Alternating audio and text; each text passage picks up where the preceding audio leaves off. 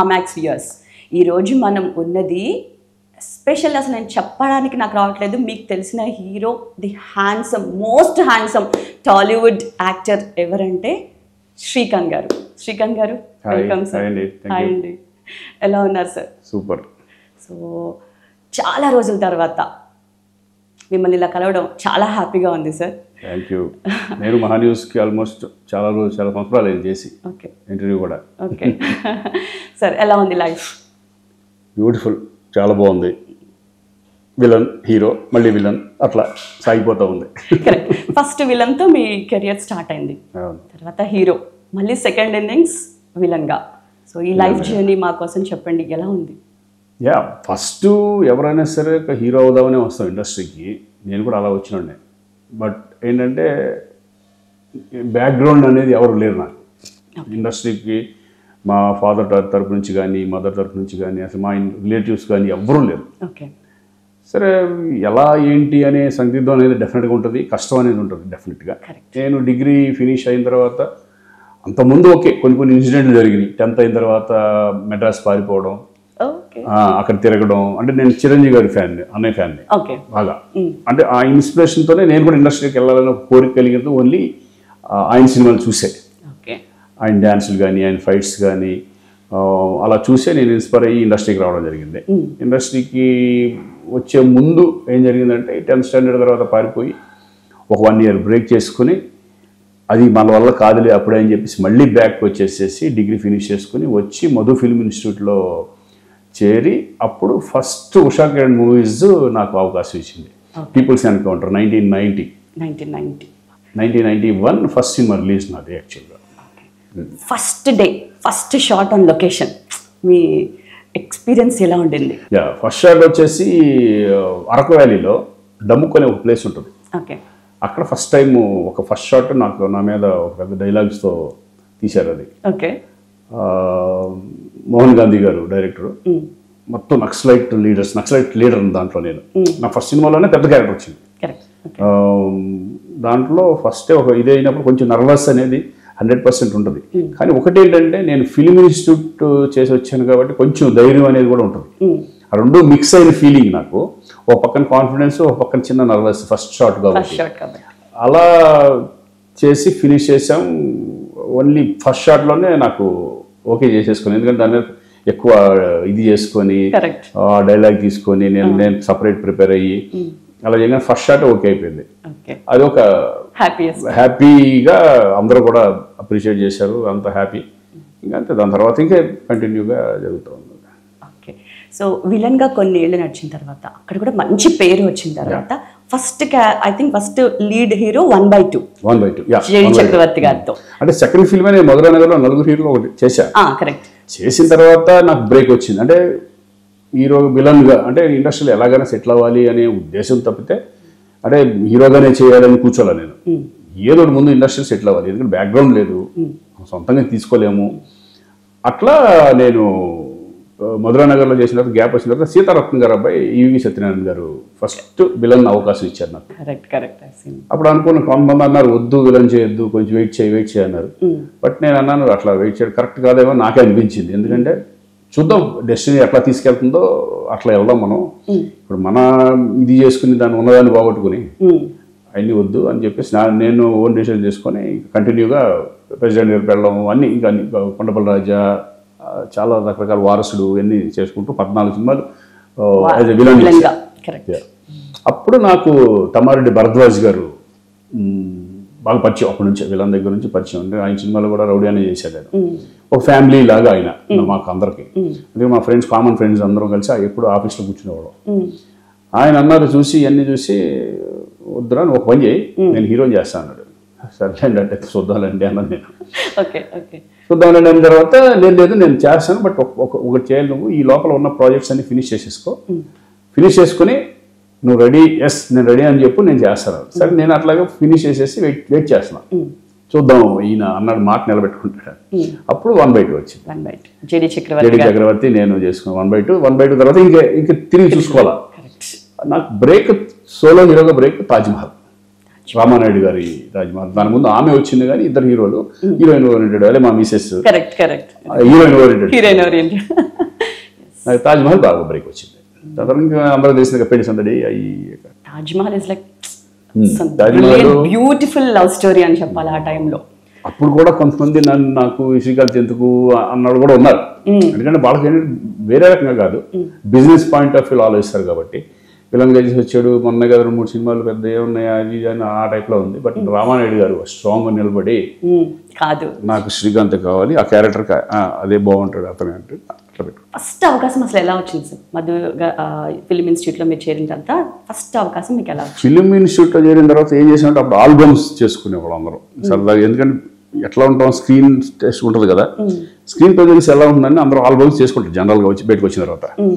నేను అలా చేసుకొని అప్పుడే అనౌన్స్మెంట్ వచ్చింది, పీపుల్స్ ఎన్కౌంటర్ సినిమాలో కొత్త వాళ్ళు కావాలి, ఒక 50 మెంబర్స్ వరకు కొత్త వాళ్ళు కావాలని వచ్చింది. మా ఇన్స్టిట్యూట్ నుంచి 50 మెంబర్స్ అప్లై చేశారు, బయట నుంచి అప్లై చేశారు, అన్ని అప్లై చేశారు. నేను కూడా సరే అని చెప్పేసి నేను ఆఫీస్కి వెళ్ళి మోహన్ గాంధీ గారికి అదే వాళ్ళని కలిసి మేనేజర్ని వాళ్ళని కలిసి నా ఫోటోగ్రాఫ్స్ అన్నీ ఇచ్చి చూసిన తర్వాత ఓకే కుర్రాడు బాగున్నాడు అనిపించిన వాళ్ళకి నాకు కౌరం ఇచ్చారు. కౌరం ఇచ్చి ఆడిషన్ చేశాడు. ఆడిషన్ చేసి ఎలా ఉంటుంది, వాక్ చెయ్యి, ఇది చెయ్యి, నాకు ఇట్లా వాళ్ళకి కావాల్సిన ఏ రకంగా కావాలో ఆ క్యారెక్టర్కి దాన్ని అప్లై చేసి చెప్పారు. మనకి ఇన్స్టిట్యూట్ చేశాం కాబట్టి కొంచెం ఆ ఎక్స్పీరియన్స్ ఉంది, కొత్తగా అయితే కష్టం ఉండేది. వాళ్ళు చెప్పింది చెప్తే అది చేసుకుంటూ వెళ్ళిపోయాను. ఓకే నేను పిలిపిస్తానులే అని చెప్పేశారు. నాకు టెన్షన్ అసలు పిలిపిస్తారా లేదా, ఎందుకంటే నాకు రాదని అనుకున్నాను. నేను దాని మీద హోప్స్ కూడా పెట్టుకోవాలి. ఎందుకంటే నాకంటే సీనియర్స్ ఫస్ట్ బ్యాచ్ నుంచి ఉన్న వాళ్ళందరూ అప్లై చేశారు. వాళ్ళందరూ అక్కడే కనిపించారు అనమాట అంతా. ఇంకా నాకు రాదులే, మొన్నే కదా ఫినిష్ అయింది, కంగారు పడుతుంది అనుకున్నాను.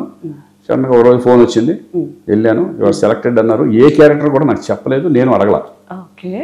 ఇక్కడ నుంచి షూటింగ్కి వెళ్ళే ముందు ట్రైన్లో వెళ్తున్నాం, ఇక్కడ నుంచి ట్రైన్లో వెళ్ళాలి, అప్పుడు ట్రైన్స్ కదా, ట్రైన్లో వెళ్ళేటప్పుడు ఒక మేనేజర్ చెప్పాడు, శ్రీకాంత్ గారు మీ క్యారెక్టర్ ఏంటో తెలుసా అని. నాకేం తెలియదు అన్నాను. నక్సలైట్ లీడర్ అండి అన్నాడు. బాబు ఏంటి అంత పెద్ద క్యారెక్టర్ ఇచ్చేసాడు నాకు, నేను చేయలేనయ్యా బాబు అవన్నీ, నాకు మరీ అంత పెద్ద క్యారెక్టర్ ఒకేసారి నక్సలైట్ లీడర్ అంటే. అలా నాకు అవకాశం వచ్చింది, ఇక అలా కంటిన్యూ అయిపోయింది. హీరోగా ఒక సెట్ ఆఫ్ మూవీస్ చేసినప్పుడు పెళ్లి సందడి అసలు అది మైల్ స్టోన్ ఆఫ్ శ్రీకాంత్ గారి కెరియర్ అంటే మర్చిపోలేము అది సినిమాని, సాంగ్స్ని. రాఘవేంద్రరావు గారు అనేది అది జనరల్ మేము విన్నది ఏంటంటే ఫస్ట్ ఆ సినిమా చిరంజీవి గారికి వచ్చిందని. చిరంజీవి గారి డేట్స్ కుదరక ఇప్పుడు ఎట్లా ఉన్నది అది అప్పటికే టాప్ మోస్ట్ వెళ్ళిపోయిన తర్వాత మళ్ళీ పెళ్లి సందడి ఎందుకు చేస్తారు ఆయన? ఆయన మెగాస్టార్, అప్పటికే మెగాస్టార్ ఆయన, మళ్ళీ వచ్చి ఒక ఫిల్మ్ కష్టం కదా. ఓకే సార్, రాఘవేంద్రరావు గారి డైరెక్షన్ అనేది ఒక డిఫరెంట్ వే ఆఫ్ డైరెక్టింగ్ అనేది ఉంటుంది. ఇంతకుముందు సినిమాలు చేసే కంటే అది ఒక ఇంకా డిఫరెంట్ మూవీ. ఇద్దరు డిఫరెంట్ హీరోయిన్స్ కానివ్వండి, పాటలు కలిసి మ్యూజిక్ అనేది హిట్. ఆ మూవీ గురించి, ఆ మూవీలో జరిగిన ఎక్స్పీరియన్స్ గురించి. పెళ్లి సందడి అనేది ఇక నా లైఫ్లో మర్చిపోలేని ఫిలిం అది. అదే అవకాశం కూడా ఏంటంటే తాజ్మహల్ చూసే వచ్చింది. తాజ్మహల్ ఫిలిం జరుగుతున్నప్పుడే ఇట్లా రాఘవేంద్ర గారును రామానాయుడు గారు వాళ్ళు మాట్లాడుకోవడం, ఇట్లా అనుకుంటున్నాను ఒక సినిమా మంచి హీరో కావాలి, లేదంటే మా దాంట్లో చేసినట్టు చాలా బాగుంది ఫిలిము, బాగా వస్తుంది, కుర్రాడు బాగున్నాడు, అతను పెట్టుకోండి అది అన్నారు.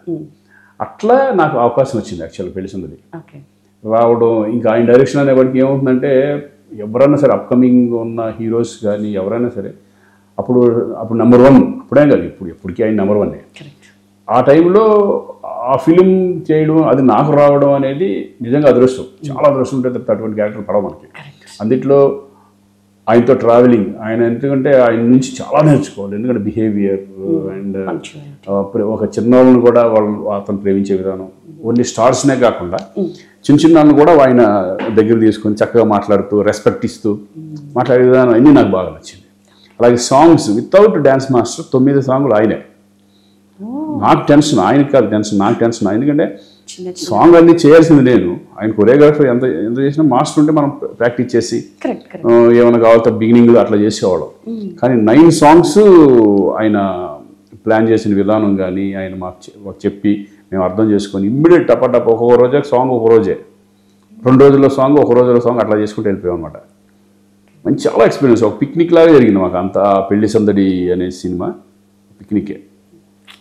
పెళ్లి సందడిలో ఒక ఫన్ మూమెంట్ చెప్తారా, షేర్ చేస్తారా మాకు? అంటే యాక్చువల్గా ఫన్ మూమెంట్లన్నీ అందరూ కమెడియన్స్ ఉన్నారు, రోజు ఫన్స్ అన్నీ జరుగుతూ ఉంటాయి. బట్ నేను మర్చిపోలేని ఇన్సిడెంట్ ఏంటంటే 175 డేస్కి అన్నయ్య రావడం, చిరంజీవి గారు రావడం. అప్పుడే ఆయనకి దగ్గర కొంచెం క్లోజ్ అవుతాం. అంతకుముందు పెద్ద నాకు ఇదే కానీ 1-2 సార్లు కలిసి ఉంటాం. కానీ 175 డేస్ ఫంక్షన్కి ఆయన చీఫ్ గెస్ట్ రావడం, విజయవాడలో చాలా భారీ ఎత్తున ఫంక్షన్ చేయడం, న్యూస్ పేపర్లో ఫోటో ఆయన పక్కన కూర్చొని నేను అంటే ఎక్కడ ఒక అభిమాని ఒక విలేజ్ నుంచి వచ్చి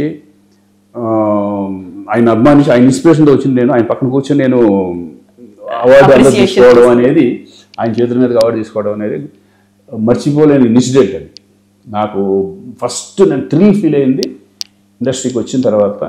ఆ ఇన్సిడెంట్ చాలా థ్రిల్ ఫీల్ అయినా. అంటే మిగతా చాలా ఉంటాయి, హ్యాపీ మూమెంట్స్ ఉంటాయి, షారో మూమెంట్స్ ఉంటాయి, అన్ని మూమెంట్స్ ఉంటాయి. But that is the best moment in my life. Megastar Chiranjeevi గారి నుంచి మీకు వచ్చిన బెస్ట్ కాంప్లిమెంట్? నాకు అంటే బెస్ట్ కాంప్లిమెంట్ అనేది ఏదంటే ప్రేస్ రావే టైంలో నాకు షూటింగ్ జరుగుతుంది, క్షేమంగా వెళ్ళాలి సంథింగ్. ఆ టైంలో షూటింగ్ జరుగుతుంటే సడన్గా 9:30 నైట్ 10కి కారు వేసుకుని వాళ్ళతో వచ్చి మొత్తం బొకే ఆయన సినిమా చూసేసేసి బొకే తీసుకొచ్చి ఆ నైట్ 9-10 o'clockకి మొత్తం యూనిట్ మా నైట్ షూటింగ్ జరుగుతుంది. యూనిట్ అందరిగా వచ్చి సినిమా చూశాను అని చెప్పేసి అప్రిషియేట్ చేసిన విధానం, ఆయన నన్ను ఎంకరేజ్ చేసిన విధానం, ఎక్స్ట్రాడినరీ పర్ఫార్మెన్స్, వేసేసాం కళ్ళం నీళ్ళు వచ్చినాయి ఈ టైప్లో ఆయన చెప్పడం. అంటే ఒక ఆర్టిస్ట్కి ఒక యంగ్ మెల్లగా పెరుగుతున్న వాళ్ళకి ఒక మెగాస్టార్ వచ్చి అట్లా జరుగుతుందని కూడా నేను అనుకోలే ఎక్స్పెక్ట్ చేయం కదా. జనరల్గా అయితే ఫోన్లో చేసి మాట్లాడేసి బొకే పంపి వచ్చి చెప్పి చాలాసేపు కూర్చొని నాతో డిస్కస్ చేసి అవి చేసి లేదు కష్టపడు, నువ్వు బాగా కష్టపడతావు తెలుసు, అది ఇది అని చెప్పేసి బాగా ఎంకరేజ్ చేసి that is the best moment. అదొకటి. అలాగే ఇంకొకటి ఉంది, ఆయనతోనే ఎక్కువ ఎందుకో లింక్ నాకు, డెస్టినీ అని సంథింగ్. కంటిన్యూగా 6 to 7 మూవీస్ ఫ్లాప్ నాకు ఒక టైంలో. చాలాసార్లు చెప్పాను నేను, కంటిన్యూస్ ఫ్లాప్స్ కూడా కొంచెం డిప్రెషన్కి వెళ్ళిపోయాను. అంటే అన్ని పెద్ద సంస్థలు, అన్ని పెద్ద డైరెక్టర్లు, అన్ని పెద్ద హీరోయిన్స్ అట్లా ఆ టైంలో వెళ్ళినప్పుడు కంటిన్యూస్ ఫ్లాప్స్ వచ్చింది. కొంతమంది ఏదో అన్నారు ఇల్లు మారేవో, ఇల్లు బాగోలేదు, వాసు బాగోలేదు, అది ఇది రకరకాలుగా అంటూ ఉన్నారు. డిప్రెషన్ లోన్ అయిపోయాను. ఇక ఆయన కలవడం కూడా మానేశాను. అంటే 3 నెలలు 4 నెలలు. అంటే నాకేంటంటే కొంచెం డౌన్లో ఉంటే ఇంకా ఎలబుద్ది అవ్వదు, ఎక్కడికన్నా వెళ్ళి నేను అదొక మెంటాలిటీ కొంచెం ఉండేది అప్పట్లో. అంటే మంచి స్వింగ్లో ఉన్నప్పుడు అయితే కనుక ఎక్కడ పడితే అక్కడ వెళ్ళే మంచి ఇదిగా ఉంటుంది. కొంచెం డౌన్లో ఉన్నప్పుడు ఏంటంటే మనం కొంచెం వెనక అని చేసి కొంచెం వద్దులే బాగోదు అట్లా ఆ టైప్లో ఉండేది. వేరే వాళ్ళ ద్వారా కౌరవించారు, ఏంటి శ్రీకాంత్ రావట్లేదు, ఆయనకి తెలుసు కదా క్లాస్ ఏంటి ఇట్లా జరుగుతుంది అది. పిలిపించి అన్నపూర్ణ స్టూడియోకి షూటింగ్ జరుగుతుంటే పిలిపించి షూటింగ్ ఆఫ్ చేసి గంట సేపు నాతో గంట కూర్చొని నా బ్రెయిన్ వాష్ చేసి అసలు నేను మెగాస్టార్కి ఎలా వచ్చాను, ఏంటి, ఏది మన చేతిలో ఉండదు, ఆటోమేటిక్గా అయ్యే జరిగిపోతూ ఉంటాయి. నువ్వు కష్టపడతాం, నీ ప్రయత్నం నువ్వు చేయడమే, అది నీ చేతుల్లో లేదు. నువ్వు డైరెక్టర్ కాదు, నువ్వు ప్రొడ్యూసర్ కాదు, నువ్వేం కాదు, నీ పని నువ్వు బాగా చేసేవా లేదని చూసుకో, కొన్నిసార్లు జరుగుతూ ఉంటాయి ఇటువంటి అని బ్రెయిన్ వాష్ చేసి అప్పటి నుంచి నేను హిట్కి ఫ్లాప్కి దేనికి భయపడను, అంత బ్రెయిన్ వాష్ చేశాను. అదొకటి బాగా నా లైఫ్కి టర్నింగ్ పాయింట్. ఒక రకంగా మనం ఇన్స్పైర్ అయ్యి మనం ఎంతగానో నచ్చిన వాళ్ళు మన పక్కన కూర్చుని ఆ బూస్ట్ అనేది డెఫినెట్గా అది ఎప్పుడు మర్చిపోలేము. అది వెరీ గుడ్ మూమెంట్ నాకు ఆ టైంలో. ఆ ఎంకరేజ్మెంట్ మన లైఫ్ని ఒక రకంగా మళ్ళీ టమ్మని లేకపోయాను. అంటే సినిమా హిట్లు ఫ్లాప్లు వదిలేసేయండి, మెంటల్గా చాలా స్ట్రాంగ్. అప్పటి నుంచి ఇప్పటి వరకు అదే strong. It's like a teacher.